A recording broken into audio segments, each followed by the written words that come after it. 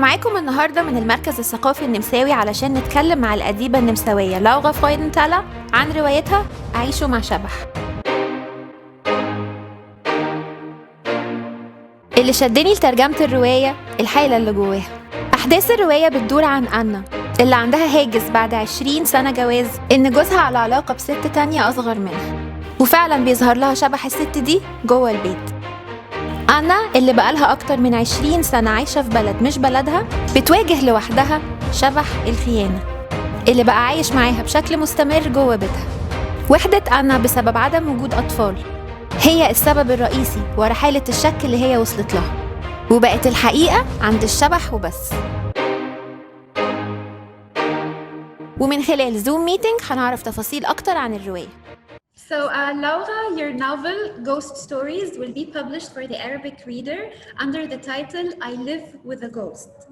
And it digs deep in the thoughts of Anna, the female protagonist, and she suspects that her husband of 20 years is cheating on her, and then she finds herself haunted by the ghost of that girl. How do you think that women from all different cultures of the world will relate to Anna and her confusion, and Arab women specifically? I guess in a of course you can say the story itself, the plot itself. There's a couple, they are married for more than 20 years. Also Anne's life in general, she's a piano player, piano teacher. She's been teaching for a lot of years and she's also a bit tired of that.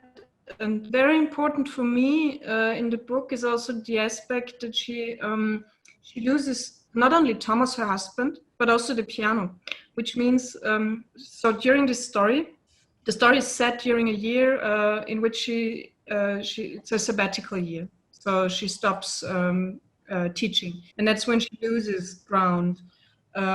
Because she stops, so during this year, she stops playing the piano. She can't approach the piano anymore, which means she loses her way of her art, her artistic practice,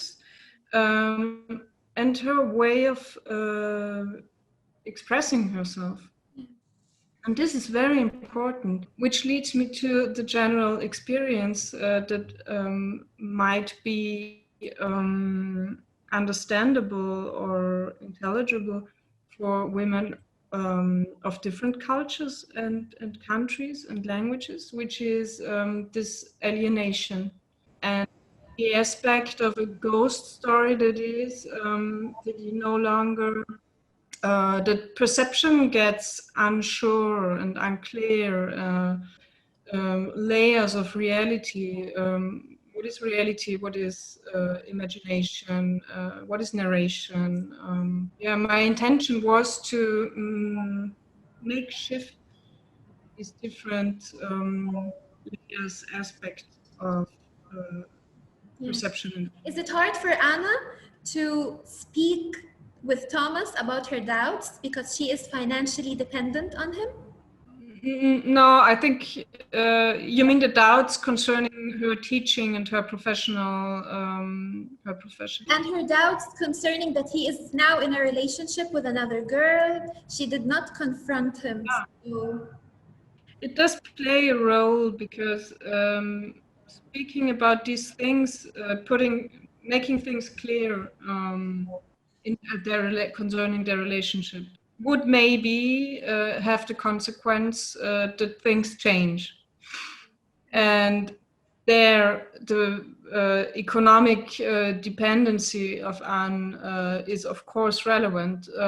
It is in the book. I mean, you have her discussions with her best friend, right? And her best friend is in a way more practical than her. She advises her to have a proof that Thomas is cheating on her, because it would be important if they separate and if it is about money. And she refuses. I don't want to give answers. Why does she refuse? I think it's in the text. What the more interesting for me is what does a reader make of the text, because there are different possibilities. It's not clear why Anne acts like this or like that. I don't want it to be clear in the sense. The most interesting thing for me, what does a reader? How does a reader want to read it? أغلقت باب حجرته ووجدت الفتاة واقفة في المطبخ بعد أن رشفت من بواقي النبيذ ثم نظرت إليها وسط الظلام. ركضت أنا بسرعة إلى المدخل وأطفأت النور حتى عم الظلام أرجاء المنزل، ولكن الفتاة ظلت واقفة وكأنها طيف أمام عينيها أو وهم يتلاشى من أمامها ببطء. So do you think that Anna's self-confidence is a little bit affected by her menopause? Of course it is. I mean, I think her self-confidence, her self-perception, the way she considers herself in the world, and she feels that the way she is considered and seen by other people is, of course, influenced by in which period of life. A woman of 50 years, more or less, that's probably the how do you say, die größte Zäsur, that's probably the most important shift from the fertile, young, potentially fertile woman to no longer fertile woman. It's one way to read the text is the interpretation of this young girl, and she calls it the girl. It's a bit strange, no? She could call her, I don't know. She can call her the other woman, but she calls her the girl. Right. And this, of course, gives you a hint that you could interpret this girl also as the child that they never had. So Anna is French and Thomas is Austrian. Do you think that language can become a barrier between married couples? Probably. I think as it is so fundamental to a relationship, at least in my view of the world, it is. How you speak to each other, it could become a barrier as well. This is one experience that the book reflects. All of a sudden she feels that she's not only economical dependent from Thomas, but also coming to his country, living in his language, means that she left so much behind, and he stayed within his context and within his language. She stayed with him there.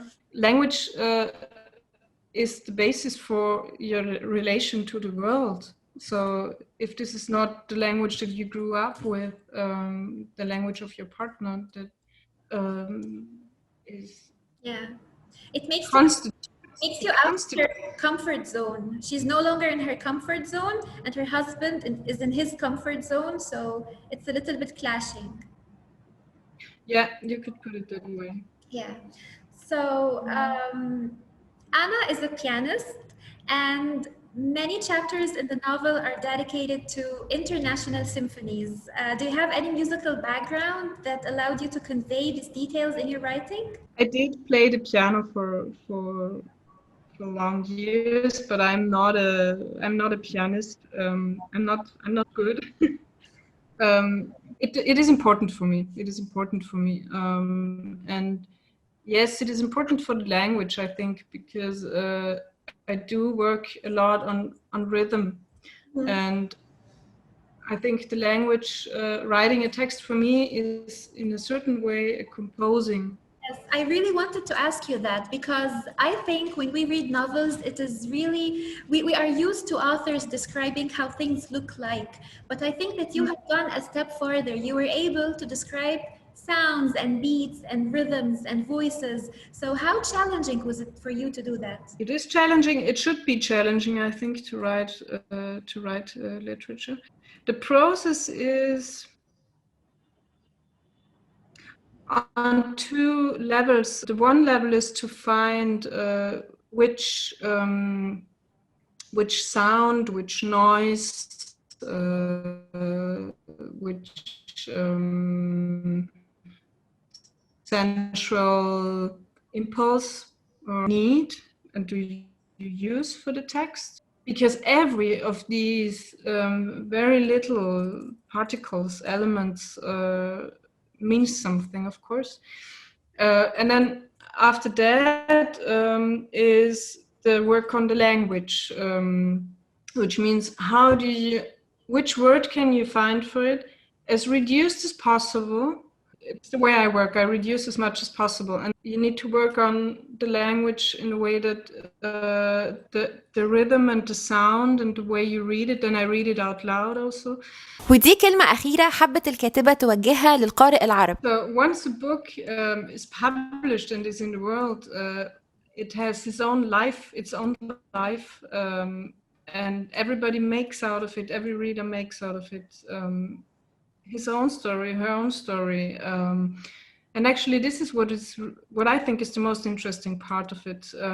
What you as a reader make out of this book, you invent it in a way based on what I created, and so maybe the only message that I would indeed give to Arabic readers is, please feel free to read and to interpret and to move within this ghost story, this book, however you want to. دي كانت نهاية لقائنا مع الأديبة النمساوية لورا فرويدنتالر وكتاب أعيش مع شبح. مستنيينكم تقروا الرواية ومستنيين رأيكم.